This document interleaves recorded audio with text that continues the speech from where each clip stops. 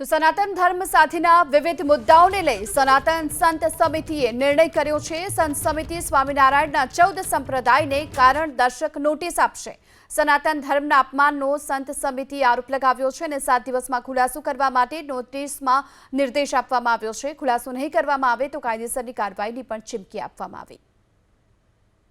પરંપરાઓમાં છે વાંધા છે તે અને સાથે સાથે સારંગપુરની અંદર કરેલી ભૂલો ને જેના લીધે વૈમનસ્ય ફેલાયું લોકોમાં તે અને તિલક હજુ ભાલ પ્રદેશ પર તે તિલક છે તે જ્યારે ઘનશ્યામ પાંડેના શિષ્ય હોય તેમ અંદર યુ સ્પોટ કર્યો છે તેની જગ્યાએ રામભદ્રાચાર્યનું તિલક હોવું જોઈએ, રામભદ્ર તિલક કહેવાય એને તે ન કરતાં આજે ભગવાનનું તો અપમાન કરે જ છે, સાથે સાથે લોકોની લાગણી પણ તોડે છે। આવા વિષયોને લઈને આજે સૌથી પહેલાં વડતાલ ધામને નોટિસ આપી છે। તો સનાતન ધર્મ સાથેના વિવિધ મુદ્દાઓને લઈ સનાતન સંત સમિતિએ નિર્ણય કર્યો છે। સંત સમિતિ સ્વામિનારાયણના 14 સંપ્રદાયને કારણ દર્શક નોટિસ આપશે।